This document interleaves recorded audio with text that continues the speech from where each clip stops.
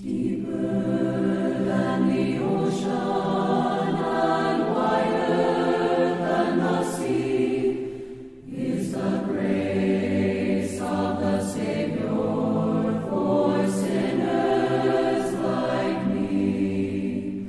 Sent from the Father, and it thrills my soul just to feel and to know that His blood makes me whole.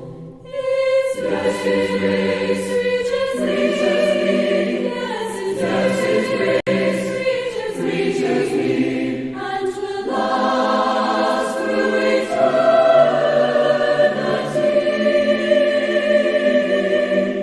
Now I'm under His control, and I'm happy. Hi, welcome to Verse of the Day. My name is Brandon Hathaway, and I'm the preacher here at the Westside Church of Christ in Owensboro, Kentucky. I want to thank you for joining me today as we open up the Bible and study the Word of God. I always want to let you know I appreciate that. And today we are in Esther chapter 5, and we're looking at verses 9 through 13. Esther 5, verses 9 through 13.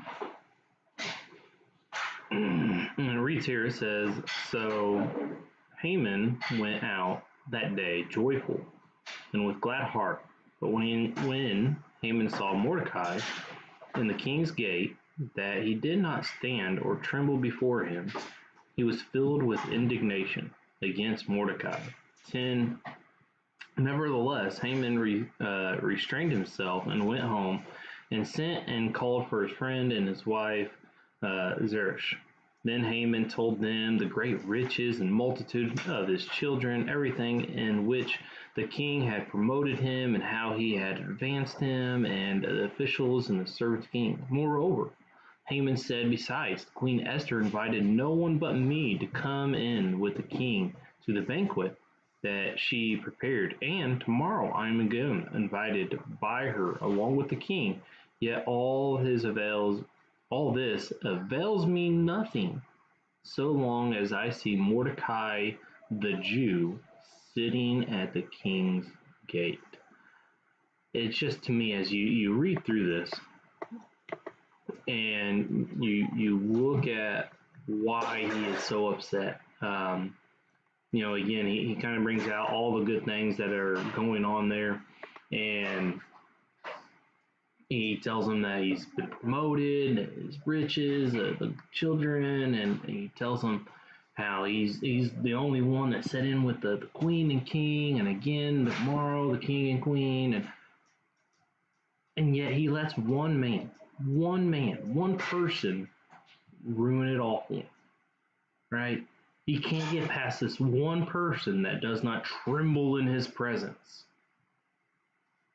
Have we allowed one little situation ruin our day before? Allow one little thing cause your faith to fail, to fall,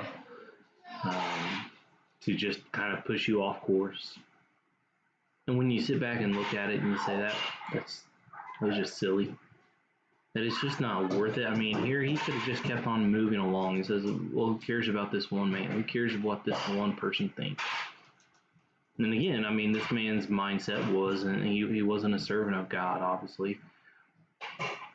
But it's just, he had good things going for him.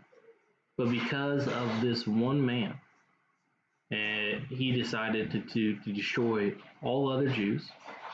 And with that leads to what we're going to get to later on in the chapter, right? Is that it leads to his destruction, because he's the one that put this in order to kill the Jews, and so therefore Esther points that out. He would be killing her. And it's just, again, it's silly on what caused him to stumble. While he was doing good and had good fortune, he could have just kept on going. As we could keep on going today in our faith in God and knowing that we have a good fortune in heaven, what do we allow to push us off course? What do we allow to cause us to stumble, to get mad, to react wrongly? And is it worth it? If it causes you to go to hell, then it won't be worth it. And so I want to thank you again for joining me today. I hope that everybody has a blessed and wonderful Lord's Day today. And as always, that the Lord is willing,